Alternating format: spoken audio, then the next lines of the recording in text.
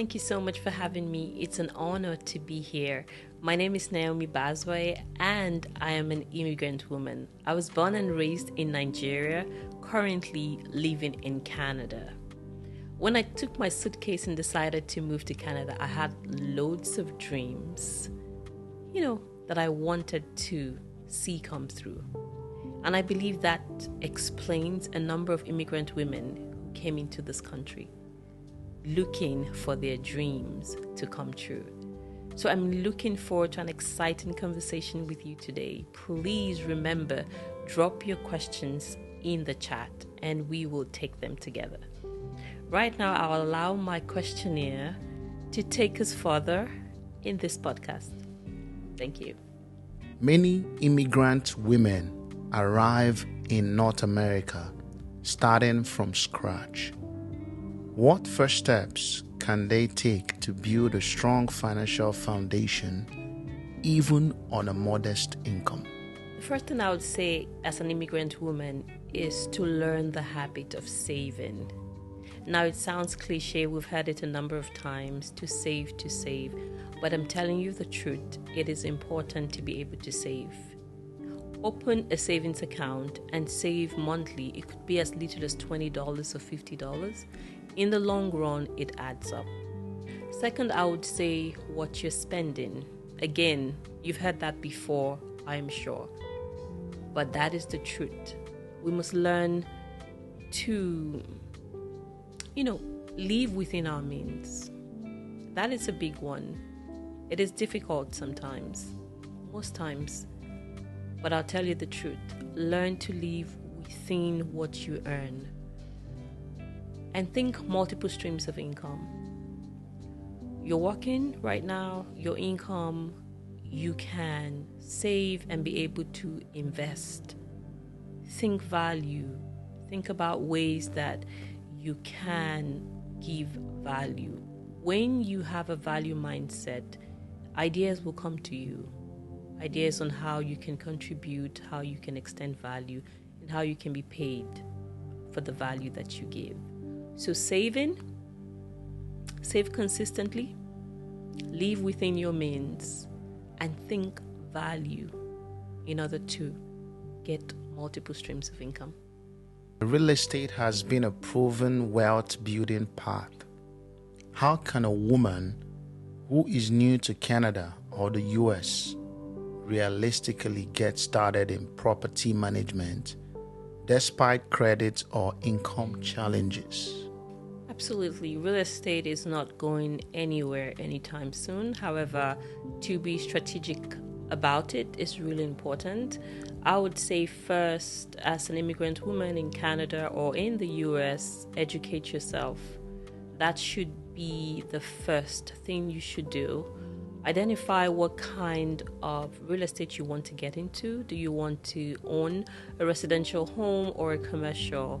What kind of real estate? Find out all you need to find out. There are resources available. There are first-time home buyer programs. There are resources you can speak with a real estate agent like myself. I am a licensed real estate agent here in Canada. So the first thing, educate yourself. Ask questions. Secondly, start saving. Again, when it comes to buying real estate, every dollar is important. Thirdly, I would say build your credit. If you're not buying a home outrightly, you would definitely need to go to the bank for a mortgage, and your credit is really important. Get a credit card, but be very careful that the credit card you're getting is for groceries or gas that you can easily pay back. Be very consistent with your monthly payment. This would help you build a credible history. And with that in place, I say you're on your journey to owning real estate. Lastly, when you think about owning your first home, it shouldn't be your dream home. Most of the time, that's not the case. My first home wasn't my dream home, but it was a stepping stone.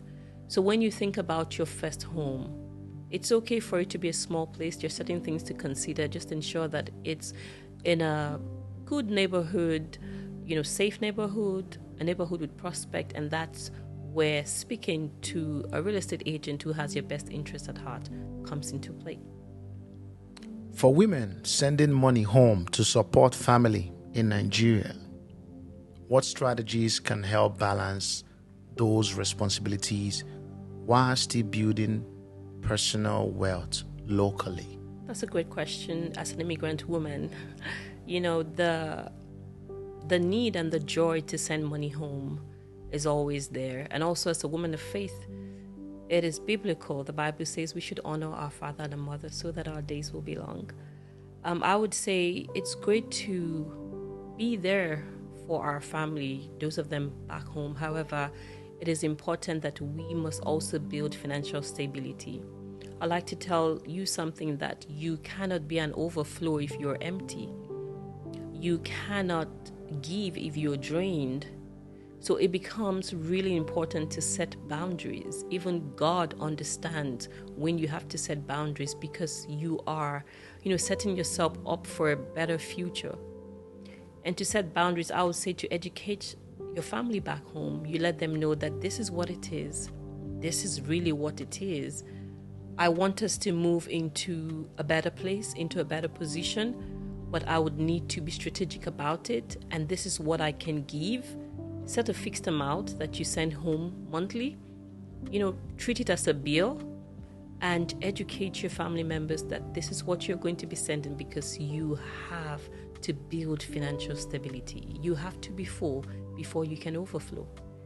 And also, I would say also explore empowering a sibling, someone back home who you can empower for a business, so you're not sending cash endlessly. But most importantly, I would say educate everyone around you that you love them. You're not taking love away from them. But if you really want to be there for them today and tomorrow and in a better way, you would have to think financial stability. And that would mean setting boundaries so you can determine where your money goes, places that can multiply. Yeah. Great.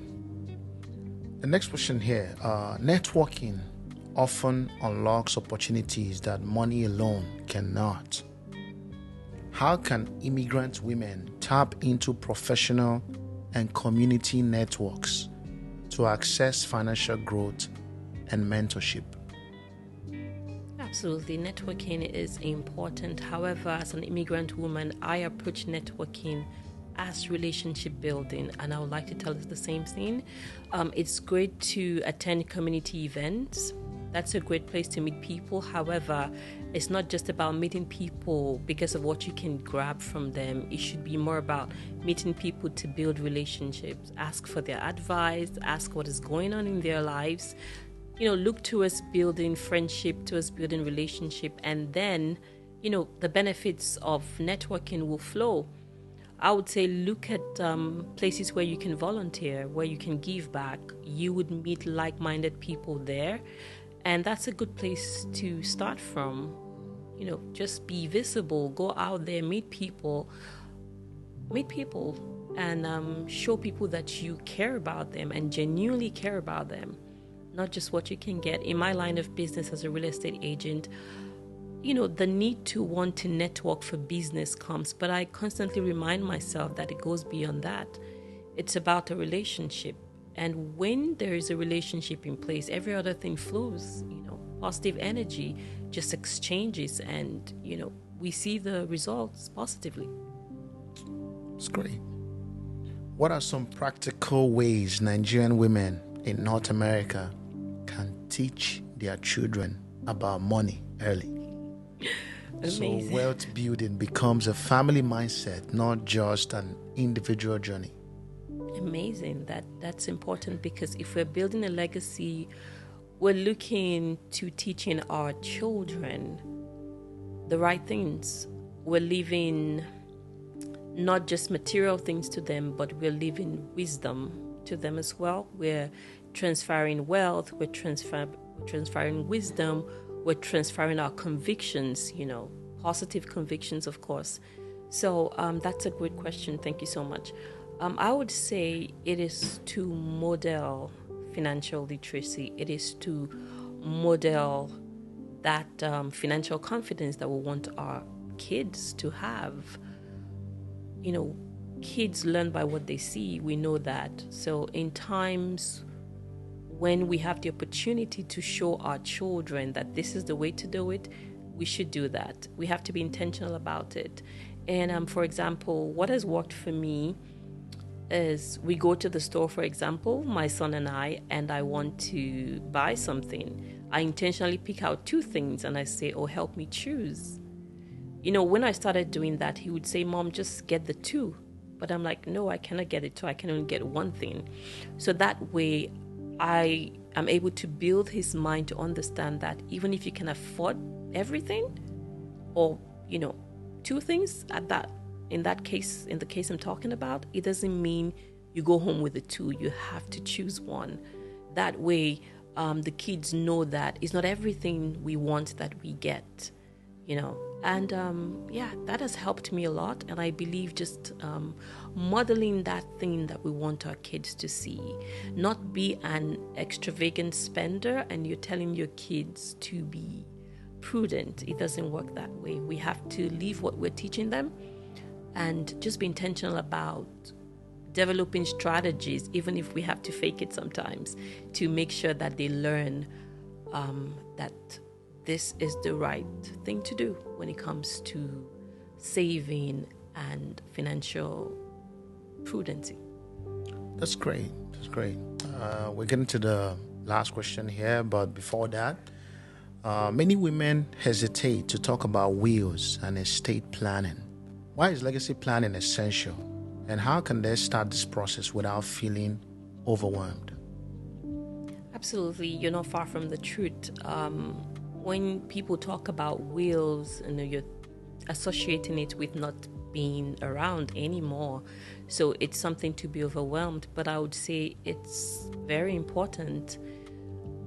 Not having a will is like living your family in a storm without a map, without any direction or any guidance. I would say the first step is to speak with an expert.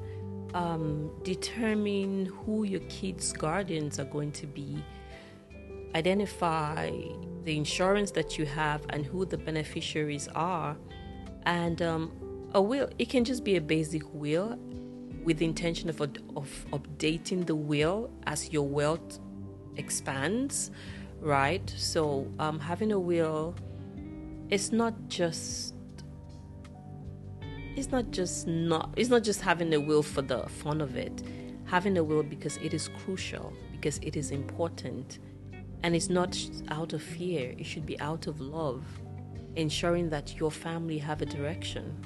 Naomi, the last question for you here says, if a listener could take only one action after this podcast to begin building her financial legacy today, what would you advise?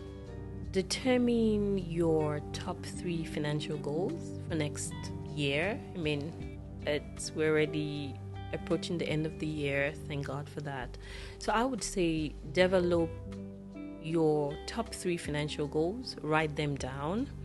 Secondly, I would say start saving. You need money to push forward your goals. So it's important to start saving. Open a savings account today and start saving. It doesn't matter how much you're saving, but just be consistent and make sure it's an account that you cannot get money out of it. Now we have those kinds of accounts where you can only put money into it and you cannot get money out of it. And thirdly, I would say start now. Start today. Budget. That's a big one. What you're spending. You can save as much, you can earn as much, but if you are not careful with what you spend, it's not going to matter. So those would be my top 3. Number 1, write down your 3 financial goals. Number 2, start saving. Number 3, what you're spending, have a budget. And to wrap this up, I would say thank you so much for having me, and start planning your legacy today. You don't have to be rich or wealthy to start planning your legacy. Start now. Plan boldly, be consistent, and it's okay to start small. God bless you, and bye for now.